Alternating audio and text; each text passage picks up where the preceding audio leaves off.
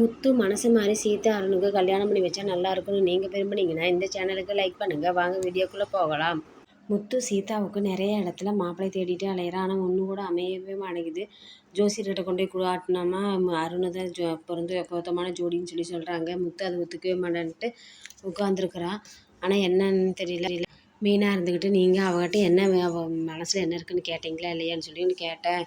அவள் இருந்துக்கிட்டு ஒரே பையன் இருக்கிற வீடு, கவர்மெண்ட் மாப்பிள்ளை இது மாதிரி கேட்டிருக்கா அப்படின்னு சொன்னானே. அப்போனா இதெல்லாம் மனசில் வச்சு பார்க்குறப்ப பார்த்தா அருணை பற்றி தான் சொல்லியிருக்கேன். நீங்கள் எதையுமே புரிஞ்சிக்கவே மாட்டேங்களா? ஏன் ஒருத்தங்களை புரிஞ்சுக்காமலே இப்படியே அவங்க மனசை நோக்கடிக்கிறீங்க அப்படின்னு சொல்லிட்டு மீனாக கேட்க, முத்துக்கு கோவம் வந்துடுது. நீங்கள் தப்பாகவே புரிஞ்சுட்ருக்கிறனால அவளுக்கு கரெக்டான மாப்பிள்ளை நல்ல மாப்பிள்ளையே தான் கல்யாணம் பண்ணி வைக்கலான்னு நான் பார்த்துட்ருக்கேன். நீ இப்படி பேசுறிய அப்படின்னு சொல்லிட்டு வா கிளம்ப போய் சீதாவே இன்னும் இருக்க நேரடியாக கேட்போம்ன்ட்டு நேரடியாக சீதாக்கிட்ட கேட்கலான்னு போகிறப்ப முத்து இருந்துக்கிட்டு சீதாக்கிட்ட கேட்குறான். நம்ம எப்படி கேட்குறன்னு விதம் தெரியாமல் கேட்டுட்ருக்கிறப்ப மெயினாக இருந்துட்டு கரெக்டாக அங்கேயும் இங்கேயும் சுற்றி பேச வேண்டாம், நேரடியாகவே கேளுங்க அப்படின்னு சொல்லி நேரடியாகவே நான் கேட்குறேன்.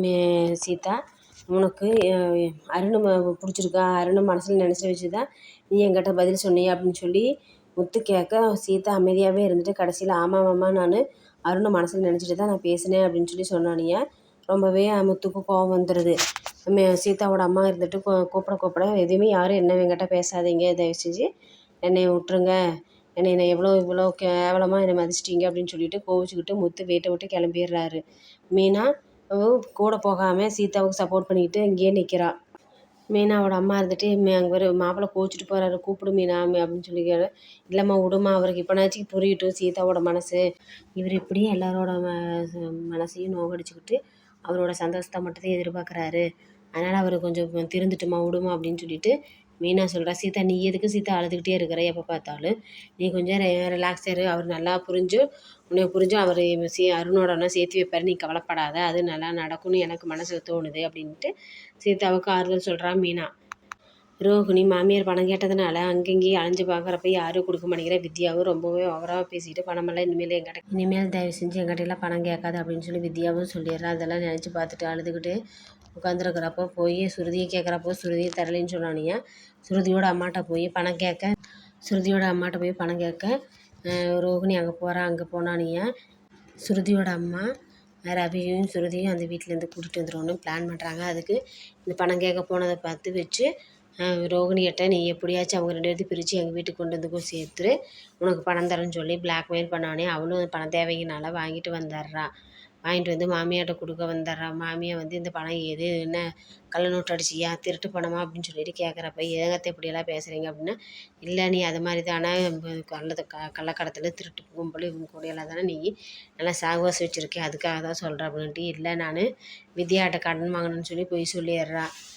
சுருதியோட அம்மாட்ட பணத்தை வாங்கிட்டு வித்யாட்ட தான் நான் வாங்கினேன், வித்யாவுக்கு ஒன்றுனா நான் கொடுப்பேன், எனக்கு ஒன்றுனா அவள் கொடுப்பா அப்படின்னு சொல்லி போய் பேசுகிறேன். அப்பவும் மனோஜ் நம்பாமல், என்ன ரோகிணி இதனாச்சும் உண்மையா இல்லை போய் பேசுகிறே அப்படின்னு. என்ன மனோஜ் இப்படி கேட்குற அப்படின்னா, ஆமாம் நீ பேசுகிறதெல்லாம் பொய்யாவே இருக்குது இப்போவெல்லாம், நான்லாம் அப்போவெல்லாம் நீ எது சொன்னாலும் உண்மைன்னு சொல்லி நம்பிட்டு இருந்தேன், நான் இப்போ பார்க்க போனால் தான் தெரியுது நீ எல்லாமே என்கிட்ட பொய் சொல்லியிருக்கே அப்படின்னு சொல்லிட்டு அப்படின்னு மனோஜ் சொன்னானியா.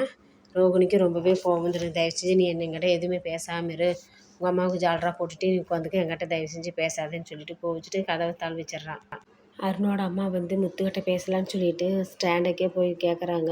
நீங்கள் என் பையனா எதாக இருந்தாலும் மன்னிச்சிங்க, நீங்கள் 2 பேரும் சந்திச்சது தப்பான வகையிலே சந்திச்சிருக்கீங்க, அதனால தான் என் பையனை நீங்கள் கெட்டவனாகவும் ட்ரீட் பண்ணுறீங்க, அவனும் அப்படி இருக்கா. நீங்கள் எல்லாமே நல்லவங்க தான், ஏன்னா சீதா சொல்கிற வரைக்கும் பார்த்தா நீங்கள் எல்லாமே ரொம்ப நல்லவங்க இருக்காங்க, நீங்கள் ஏன் சீதாவோட கல்யாணத்தை நடத்தி வைக்க மாட்டேங்கிறீங்க அப்படின்னு சொல்லிட்டு அருணோட அம்மா கேட்க, என்ன இப்படி பேசுகிறீங்க அப்படின்னா, ஆமாம் உண்மை தானே, இப்போ எல்லாமே இருக்குது, கரெக்டாக இருக்குது, ஆனால் நீங்கள் மட்டும் கல்யாணம் பண்ணி வச்சா போதும். சீதாவோட அம்மா கிட்ட போய் பொண்ணு கேட்டால் அவங்க என் மூத்த மருமகன் என்ன சொல்கிறாரோ அதுதான் சொல்கிறாரு, ஆனால் நீ ஏன் இப்படி விவாதத்தில் இருக்கிற, நீ கொஞ்சம் மனசை மாறினீன்னா அவங்க 2 பேரும் லைஃப் நல்லாயிருக்கும்னு சொல்லி அருணோட அம்மா முத்துக்கிட்ட பேச, முத்து கொஞ்சம் யோசிக்கிறான். அப்போ சவாரி வருது, அதாவது அவன் ஒரு பொண்ணு பாய்சன் குடித்த பொண்ணை காப்பாற்றுறான்ல, அந்த வீட்டிலேருந்து ஃபோன் வருது. ஐயோ இன்றைக்கி என்ன ஆச்சுன்னே தெரியலையே அப்படின்னு சொல்லிட்டு பதறி அடித்து போகிறப்ப அந்த பொண்ணுக்கு கல்யாணம் ஆகி மறு வீட்டு அழைப்புக்காக கார் கேட்குறாங்க. என்னாச்சு அப்படின்ட்டு, நீங்களாம் மனசு மாறிட்டீங்களா? ஆமாம், எத்தனை நாளைக்கு நம்ம கௌரவத்தை கட்டி காப்பாற்றுறேன்னு சொல்லிட்டு நம்ம பிள்ளைகளோட சந்தோஷத்தை நான் கெடுக்க விரும்பல, அதனால் மாப்பிள்ளை நல்ல இடமா இருந்துச்சு. நான் விசாரித்து பார்க்க வந்து நல்லவன்னு சொல்லி சொன்னாங்க. அதனால தான் நான் என் பிள்ளையோட சந்தோஷம் தான் வேணும்னு சொல்லி கல்யாணம் பண்ணி வச்சுட்டேன். அதுக்கெல்லாம் காரணம் நீங்கள் தான். நீங்கள் மட்டும் அன்றைக்கி என் பொண்ணோட உயிரை காப்பாற்றலைன்னா என் பிள்ளைய நீ வைக்கவே மாட்டான். அதனால் அவன் என்ன ஆசைப்பட்டாலும் அதை நான் செய்கிறேன்னு சொல்லி பொண்ணோட அப்பாவும் அண்ணனும் சொன்னானே. முத்துக்கு எல்லாமே யோசிச்சு பார்க்குறேன். அந்த பிள்ளையோட கல்யாணத்தை பார்க்க பார்க்க சீதாவுக்கு ஆகிற மாதிரியே முத்து ஃபீல் பண்ணுறான். அப்போனா சரி, நம்ம செஞ்சது தப்பு தான், நம்மளோட சந்தோஷத்துக்காக அவங்களோட வாழ்க்கையை கெடுத்துட்டோம். அதே இதை திரும்ப பிடிக்காம போய் தன்னோட வாழ்க்கையை பிரிஞ்சு வாழ்ந்தானா அது நல்லாவா இருக்கும் அப்படின்னு சொல்லிட்டு முத்து யோசித்து சரி சீதாவுக்கு கல்யாணம் பண்ணி வைக்கலாம் அப்படின்னு சொல்லி யோசிக்கிறா. போய் வீட்டில் பொண்ணு கேட்கலாம் அப்படின்னு சொல்லிட்டு யோசிச்சுட்டு அமைதியாக இருக்கிறா சீதா. செல்வமும் கூப்பிட்டு வச்சு அட்வைஸ் பண்ணுறாடே, நம்மளும் அது இத்தனை பக்கம் மாப்பிள்ளை தேடணும், ஆனால் அமைய மாட்டேங்குது. சீதாளுக்கு அருண் தாங்கிறது கடவுளே தீர்மானிச்சிட்டாராட்டங்குது. நீ என்னை கோவிச்சிட்டாலும் பரவாயில்ல அப்படின்னு சொல்லிட்டு முத்து செல்வமும் முத்துக்கிட்ட சொல்லிகிட்டு இருக்கிறா. அது எல்லாமே ஒவ்வொருத்தராக செஞ்சதால யோசிச்சு பார்த்துட்டு சரி நம்மளும் சீதாவுக்கு கல்யாணம் பண்ணி வைக்கலாம், அருண் சீதா கல்யாணம் பண்ணி வச்சிடலான்ட்டு போய் சீதா வீட்டை பேச போகிறா. நீ வந்து கல்யாணத்துக்கு நான் மாப்பிள்ளை ரெடி அப்படின்னு சொல்லி சொன்னானே, என்னாச்சு அப்படின்னு சொல்லி யார் எந்த ஊருன்னு கேட்டோன்னே, இல்லை உனக்கு தெரிஞ்சவர் தான், நீ அவரையே வர சொல்லு அப்படின்னு சொல்லிட்டு முத்து சீதாக்கிட்ட சொல்லிகிட்டு இருக்கிறா. முத்து மனசு மாதிரி அருணுக்கு சீதாவுக்கு கல்யாணம் பண்ணி வச்சா நல்லாயிருக்கும். நீங்கள் விரும்புனீங்கன்னா இந்த சேனலுக்கு லைக் பண்ணுங்கள்.